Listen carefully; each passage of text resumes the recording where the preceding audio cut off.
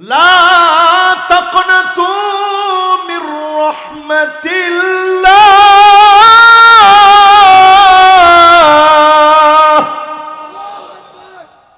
আল্লাহর রহমত থেকে নিরাশ হও না। যত গুনাহ জীবনে করছেন সব যিনি মাফ করে দিবেন তিনি কে? সেদিন বান্দাকে কানে কানে আল্লাহ বলবে, আতারিফু বিযামবিন কাযাব, ও গোলাম এই গুনাহ সম্পর্কে তুমি কি জানো? আল্লাহ সেদিন কানে কানে ডাক দিয়ে বলবে, গোলাম এই গুনাহটা সম্পর্কে তুই কি জানোস? এই গুনাহ যে তুমি করছিলা তোমার কি মনে আছে? বান্দা সেদিন কেঁদে ফেলবে, মালিকের সামনে বলবে, আল্লাহ আমি স্বীকার করতেছি এই গুনাহটা আমি করছি। আল্লাহ পাক বলবে, গোলাম আমি তোর গুনাহটা এতদিন গোপন রেখেছিলাম, আজ আমি আল্লাহ তোরে মাফ করে দিলাম। গোপনে গোপনে গুনাহ করেছেন, গোপনে গোপনে আপনি মাফ চেয়ে নেন, ওই গুনাহগারের গুনাহ আল্লাহ মাফ করবে না। যে প্রকাশ্যে গুনাহ করে বুক ফুলায়া গুনাহর কথা বলে, এমন জালেমকে যিনি মাফ করবে না তিনি কে? সূরা হুদের একটা আয়াত নাজিল হওয়ার পর নবীজির মাথার চুল পেকে গেছে। মনোযোগ আছে না সবার? মাশাআল্লাহ, জোয়ান একজন কোনায় যান, বসেন না বাজান, বসে গেছে মাশাআল্লাহ। এমনি বিদেশ যাইব, বাপ লক্ষণ ভালো। ওমা এরপরে তো যায়, এরপর তো বয় না তো মাশাআল্লাহ, বইয়ে মাশাআল্লাহ। হেতেলে দোয়া করে দিয়েছে, এদের বিদেশ পর্যন্ত যাইবে, এরপরও যায়, চলে যায় মাশাআল্লাহ। এবার ঠিক আছে, তুই বাজি লিখি রাখ, তোর কাজ হয়ে গেছে ইনশাআল্লাহ। ইনশাআল্লাহ কর। তাইলে আমরা 4 নম্বরে আসি। কয় না, আর বেশিক্ষণ নাই তো, 4টা শেষ, আর মাত্র 6টা বাকি আছে, এই তো শেষ হওয়াস। এই 4 নাম্বারটা একটু নিজেরা একটু বারবার মনের মধ্যে প্রশ্ন করে দেখেন তো দেখি। শয়তানদের সবাই জানি, শয়তান আমাদের দুশ্মন, কিন্তু শয়তানের কথা মতো চলি এরকম লোক কম না বেশি? কি পরিমাণ বেশি একটু হিসাব করে। আজকে যারা ফজরের নামাজ পড়েন নাই, ফজরের সময় ঠিকই আজান, এখন চতুর্দিকে যেভাবে আজান হয়, যেতে ঘুমাই থাকে, এতে আসলে মানুষের মধ্যে পড়ে না আর কি। বেগুনের ঘুম একবারে লাই হইলেও ভাঙ্গে যায়। হায় রে আল্লাহ রে, মুয়াজ্জিন কত কিনে আজান দেয়, এত আরামের ঘুম, এতে কেউ বুস্টুস কিচ্ছু নাই, এত জোরে জোরে কিল্লে দেন, এরকম মনে হয় না? এরপরও নামাজের দিকে গেলেন না। এই যে দেখেন দারুস সালাম জামে মসজিদ, কি সুন্দর একটা মসজিদ, গ্রামের ভিতরে কি চমৎকার করে মসজিদটি নির্মাণ করা হয়েছে। এখানে রয়েছে হসপিটাল, ফ্রি চিকিৎসালয়, মানুষের সেবায় যতটুকুন করা লাগে আমার ভাইরা চেষ্টা করতেছে। আল্লাহ যেন ভাইদের চেষ্টার ভিতরে অনেক বরকত দিয়ে দেন, পড়েন আমিন। আজকের এই নামাজের কথা চিন্তা করেন, ফজর, জোহর, আসর, মাগরিব এন্ড এশা, এই যে নামাজগুলো গেল, কয়টা লোক নামাজ পড়ছে? কয়টা লোক নামাজ পড়ছে? নবীজি হাদিসের ভিতরে বললেন, এমন সময় আসবে হাত্তা তুত্তাখাযাল মাসাজিদু তুরুকা, মসজিদের সামনে দিয়ে হেঁটে হেঁটে চলে যাবে, নামাজ পড়বে না এমন মুসলমান সারা বাংলাদেশে 100%-এর ভিতরে 80% লোক এখনো নামাজি হয় নাই। 20% লোক নামাজ পড়ে, 80% লোক এখনো নামাজি হয় নাই। যদি নামাজি হতো অনেক আগে জমিনে দিন কায়েম হয়ে যেত। দিন কায়েম হয় না কেন? অনেকে কয় হুজুর আসলে ওই ইগুনের দাওয়াতি কার্যক্রম ভালো না হুজুর। না মানসে বলে আর কি অনেকে, এগুলো দাওয়াতি কার্যক্রম ভালো না, এই জন্য হুজুর কবুল হয় না। এই যে এত মুয়াজ্জিন আজান দেয়, মুয়াজ্জিনের আজানের দোষ নয়, আপনি নিজে নামাজে যান না, এটা আপনার দোষ, ঠিক কিনা বলেন? আপনি নিজে ইসলাম প্রতিষ্ঠার জন্য আসেন না, এটা আপনার দোষ। আপনি খালি এসে দেখেন এই জমিনে যিনি দিনকে প্রতিষ্ঠিত করে দিবেন তিনি কে? সবাই যদি আমরা দিনের দিকে আসতাম, দিন কবে বিজয় হয়ে যেত। এবার একটু আমার সাথে সাথে বলেন তো দেখি, কয় নাম্বারে আছেন মনে আছে? একটু জোরে কর। 1 নাম্বার গা কি? মাশাআল্লাহ, আমরা যদি একটা লোক না পাইতেন আমি এখনো ওয়াজ বন্ধ করে দিতেন। যদি ওয়াজের ভিতরে মনোযোগ না থাকে তাহলে এই ওয়াজের ভিতরে তেমন কোনো লাভ নাই। একটু বলেন তো 1 নাম্বারটা কি, 2 নাম্বারটা কি? মাশাআল্লাহ, কোরআনটা শুধু পড়া না, কোরআন পড়ে কোরআন অনুযায়ী জীবন গড়া, ঠিক কিনা বলেন? 2 নাম্বার শেষ। 3 নাম্বারটা বলেন। মাশাআল্লাহ, সুন্নত কে কইছে চাই? মাশাআল্লাহ, সুন্দর হয়েছে ওনার উত্তর। এবার 4 নাম্বারটা বলেন। 4 নাম্বারটা কি? 4 নাম্বার হয়েছে শয়তান যে আমাদের দুশ্মন, এটা জানি ঠিক, কিন্তু প্রত্যেক দিন শয়তানের কথা মতো আমরা চলি, ঠিক কিনা কর?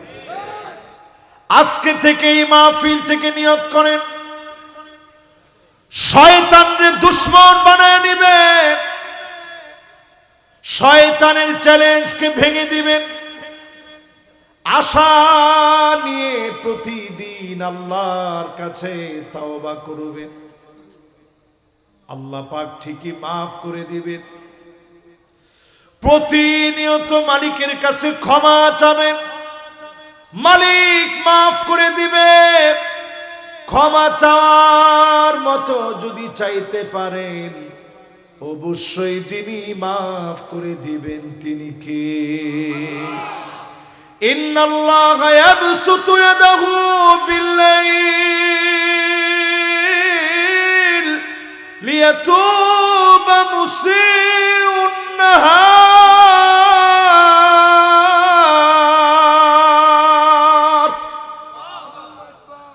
আল্লাহ পাক এই রাত্রিবেলায় ডাকতেছে আমাদের সবাই, আয়া গোলাম আমার দিকে, এখন তো রাত হয়ে গেছে, দিনের বেলায় গুনাহ করে ফেলেছিলি,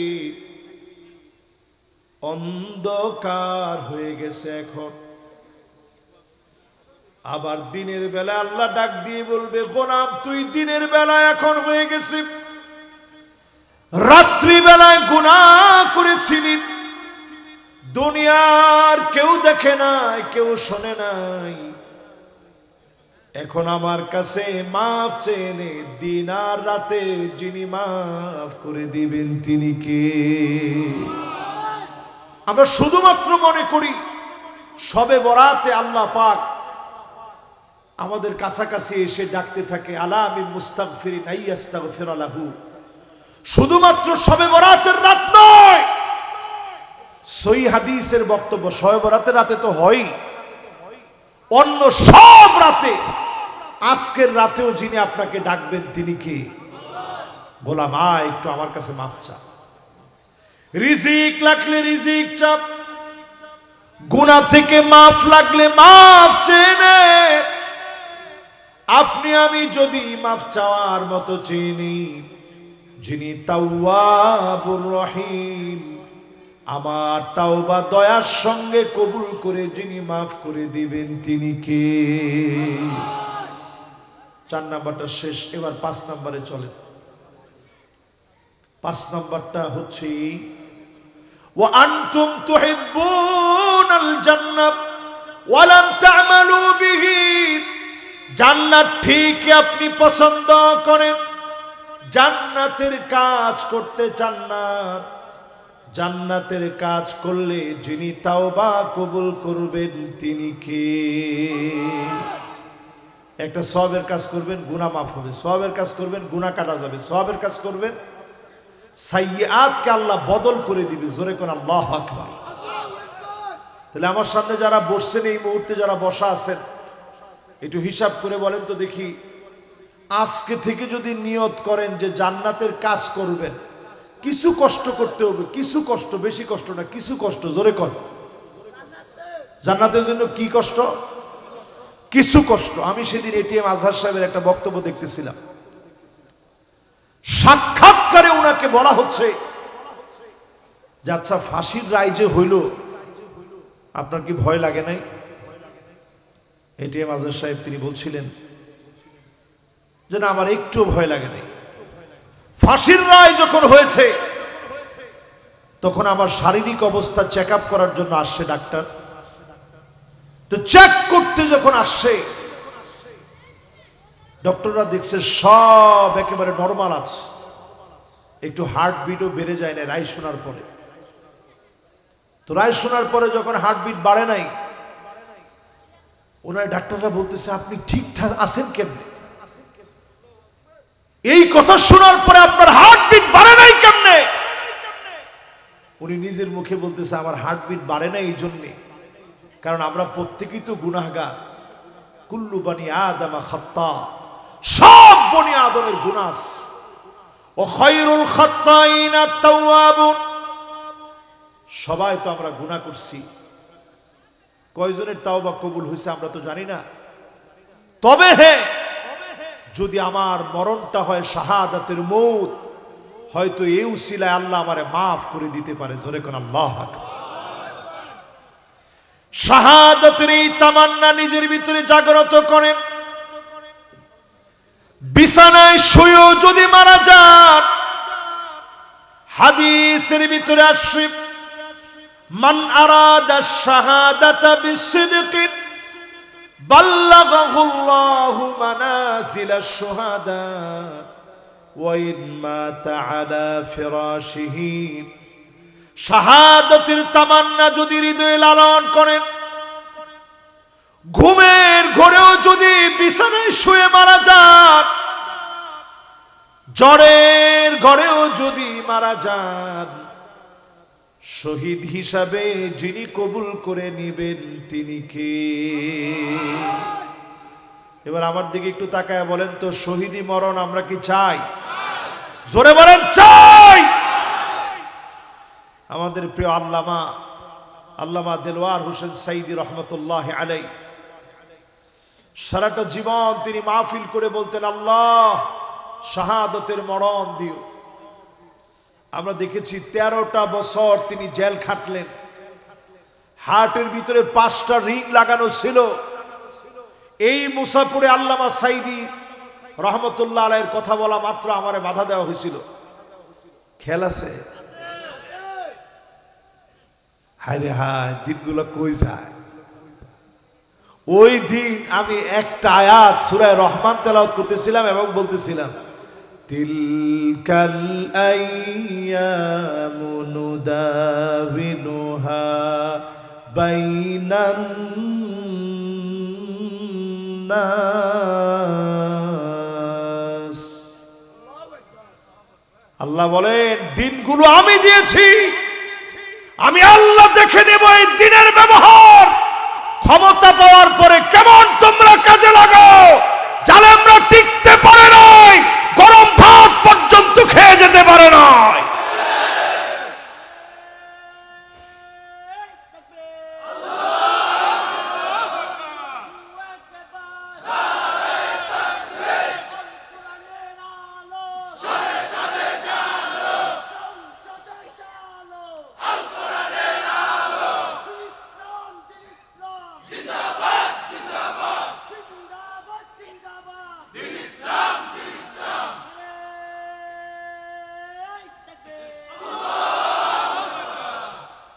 আলহামদুলিল্লাহ, দেখেন কিরকম স্লোগান দিছে। এই যে এরা হচ্ছে বর্তমান হাদির উত্তরসূরি। জোরে কোন আল্লাহু আকবার। খুব বেশি বয়স লাগে না তো, মাত্র 32 বছর বয়স। দেখেন 32 বছর বয়সে শাহাদাতের তামান্নার কারণে হাদিকে আল্লাহ পাক জগৎ বিখ্যাত বানায় দিয়েছে। ঠিক কিনা বলে? আল্লামা দেলওয়ার হোসেন সাইদি রহমতুল্লাহ আলাইহির কথা বলছিলাম।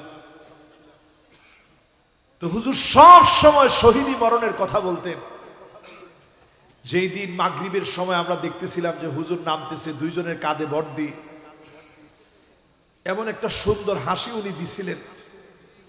বিশ্বাস করেন, হাসিটা দেখা মাত্র আমার কাছে মনে হয়েছে তিনি বোঝা দিলেন 13 বছর জেল খাটানোর পরেও জালেমরা মাজলুমের একবারের কোনো হিম্মত তারা কমায় দিতে পারে না। তিনি দুইজনের কাঁধে ভর দিয়ে নামতেছে, তখনও হাসি দিয়ে বলতেছে, কেমন আছেন আপনারা, ভালো আছেন? এই যে কথাটা বলে উনি বুঝায় দিলেন, জালেম যারা, তোমরা আমাদের ইমানি হিম্মত কমাতে পারো নাই। জোরে কোন আল্লাহু আকবার। তাহলে এখানে যারা যারা বসছেন, আজকে থেকে কিছু কিছু আমল করেন, শুধুমাত্র জান্নাতে যাওয়ার জন্যই কিছু আমল করেন। কি আমল করবেন? আর কিছু পারেন নাই। এই যে দেখেন, মাশাআল্লাহ, আমার ভাই আমার পাশে বসা আছে, এই উনিও আছে পিছনে, এদিকে আছে দুইজন।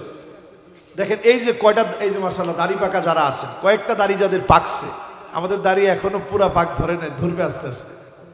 ধরবে না ভাই? আমার এটাও কয় না, ধরবো না যদি হায়াতে থাকে। আজকে শেষ হলে তো শেষ। তো এই যে দেখেন দাড়িগুলো পাকছে, রাসূল সহিহ হাদিসের মধ্যে বলছে, মান শাবা শাইবাতান ফিল ইসলাম, ইসলামের জন্য যদি তুমি দাড়ি চুল, ইসলামের জন্য যদি আপনার পাকে, এই ইসলামের জন্য যাদের দাড়ি চুল পেকে গেছে, হারামাহুল্লাহু আলাইহিন নার, জাহান্নামের আগুন আল্লাহ পাক আপনার জন্য হারাম বানায় দিবে। তোমার সুবহানাল্লাহ কইলেন না তো? জোরে কোন সুবহানাল্লাহ। এই জন্য আমি যতগুলা চুল পাকছে, মাথায় বেশ কয়েকটা চুল পেকে গেছে। টুপি পরে থাকলে আপনি একটা ওজনের টুপি, তো ভারী টুপি, তো এই জন্য অনেকগুলা চুল পাকছে। মাশাআল্লাহ, যদি আমি হাদিসটা না কয়ে বলতাম কে কে ঘর ঝাড়ু দেন হাত তুলেন, একজনও দিতেন, একজনও হাত তুলতেন না, মাথা নিচের দিকে দিয়ে এতে কতই গত না এতক্ষণ ধরে। কিন্তু এখন বলতেছেন কেন? কারণ আমি বলছি যে রাসূল এই কাজটা করছেন। নবীজি আমার নিজে ছুরি দিয়ে তরকারি কেটে দিতেন। আম্মা জানরা অসুস্থ হলে নবীজি পাশে গিয়ে বসতেন, চোখের পানি গুলা নবীজি মুছে মুছে দিতেন, মহব্বত করে কথা বলতেন।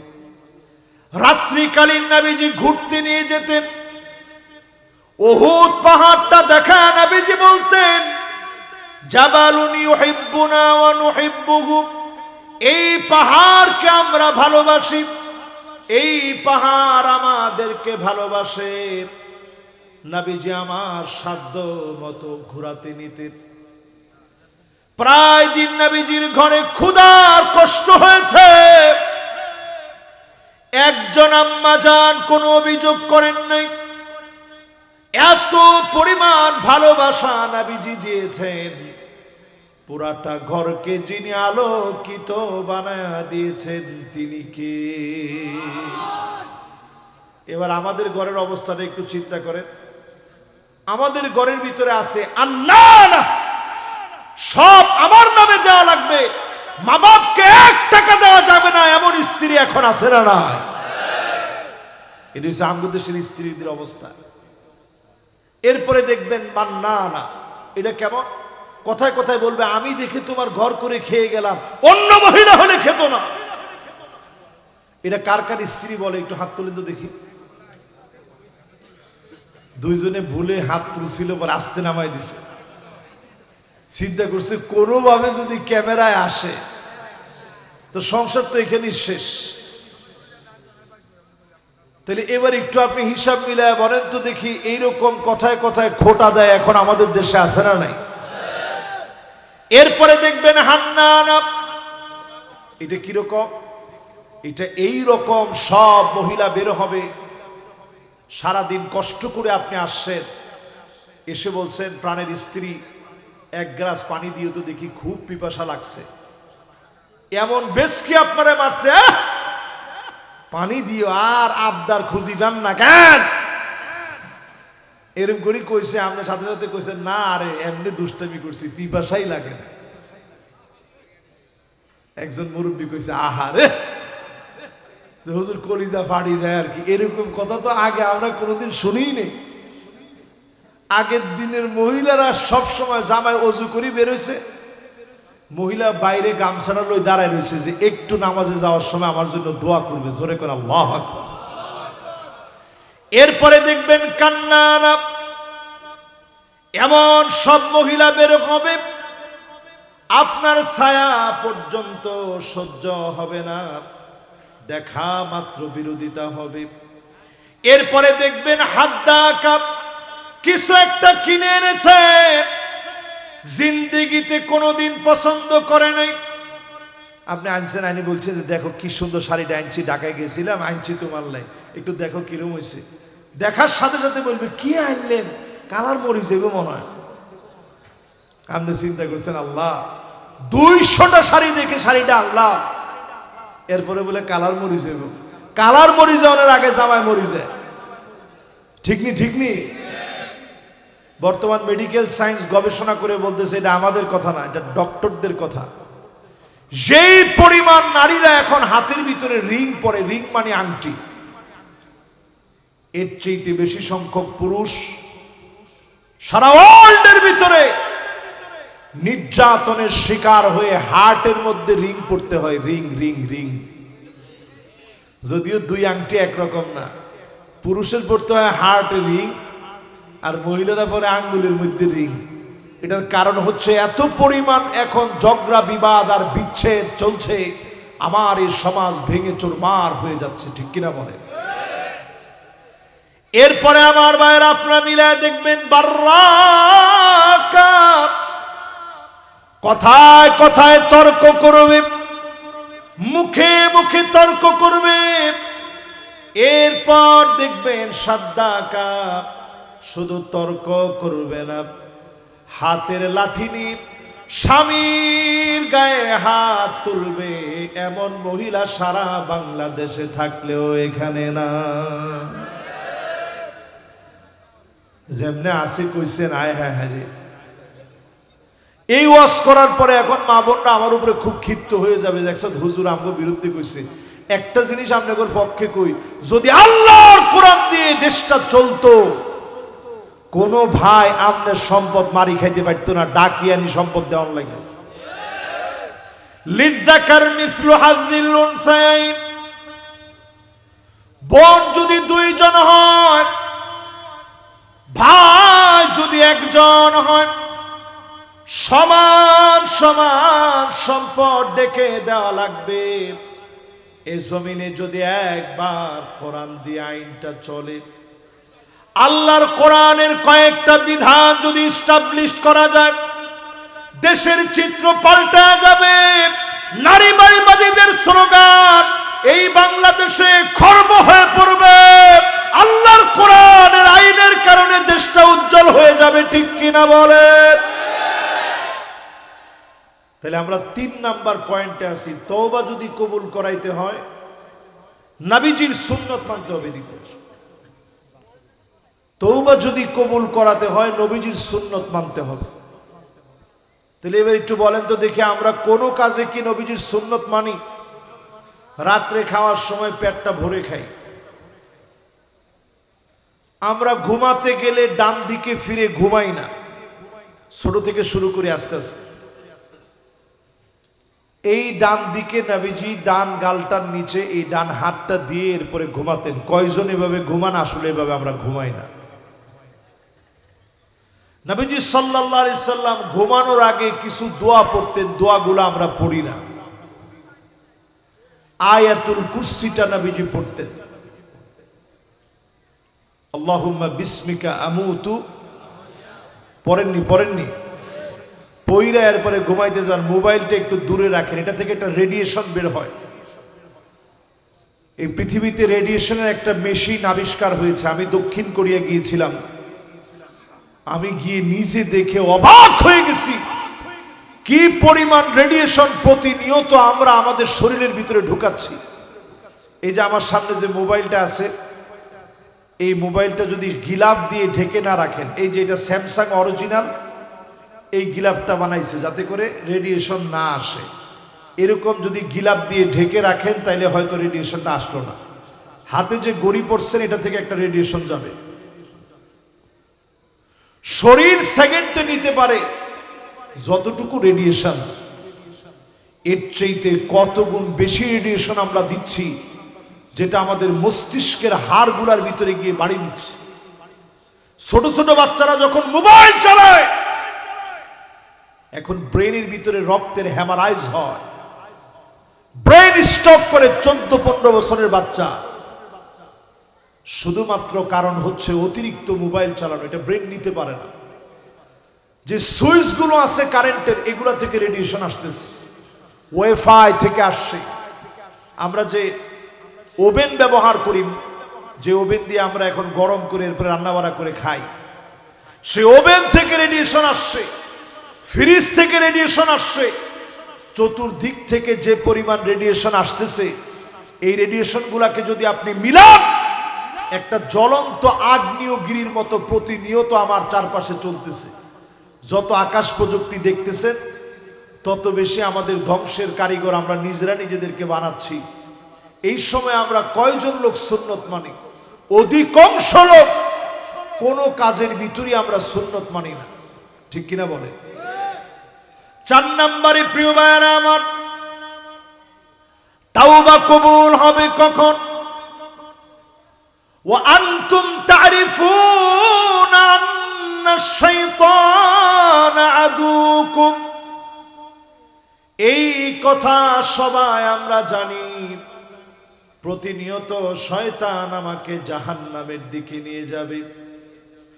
ওয়া ওয়াফাকতুম,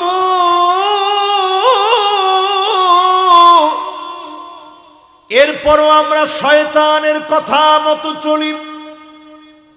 শয়তান আল্লাহর সামনে চ্যালেঞ্জ করেছিল, ক্বালা ফাবিমা আগওয়াইতানি লাআকউদান্না লাহুম সিরাতাকাল মুস্তাকিম সুম্মা লাআতিয়ান্নাহুম মিন বাইনি আইদিহিম ওয়া মিন খালফিহিম ওয়া আন আইমানিহিম ওয়া আন শামাইলিহিম ওয়া লা তাজিদু আকসারাহুম শাকিরিন।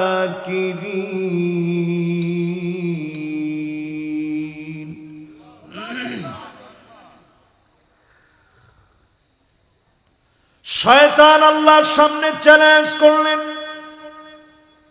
এই মানুষের কারণে যেহেতু জান্নাত থেকে আমি বেরোবো না, অবশ্যই আমি দেখে নেব কেমন করে মানুষগুলা জান্নাতে যায়। কখনো ডান দিক থেকে ধোঁকা দেব, কখনো বাম দিক থেকে ধোঁকা দেব, কখনো সামনে থেকে ধোঁকা দেব, কখনো পিছন থেকে ধোঁকা দেব। ওয়ালা তাজিদু আকসারাহুম শাকিরিন।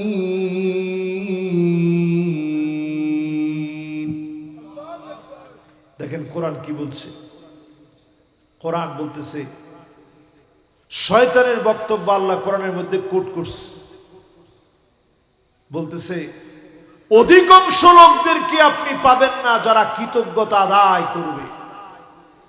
আল্লাহ পাক শয়তানের সেই প্রশ্নের উত্তরে আল্লাহ জানায় দিলেন, চ্যালেঞ্জের মোকাবেলায়, লা তাকনাতু মির রাহমাতিল্লাহ।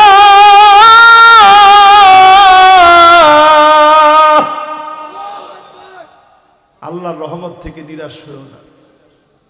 যত গুনাহ জীবনে করছেন সব যিনি মাফ করে দিবেন তিনি কে? সেদিন বান্দাকে কানে কানে আল্লাহ বলবে,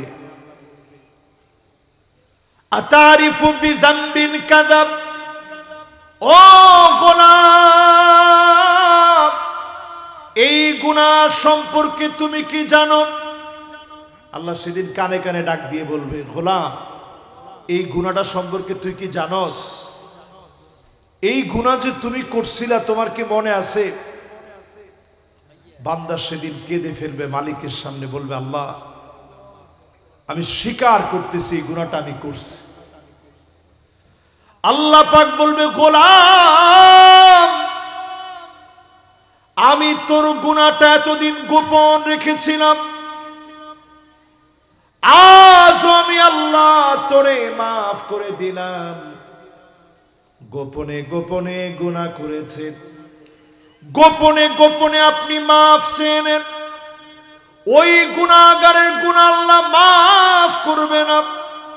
যে প্রকাশ্যে গুনাহ করে বুক ফুলায়া গুনার কথা বলে, এমন জালেমকে যিনি মাফ করবে না তিনি কে?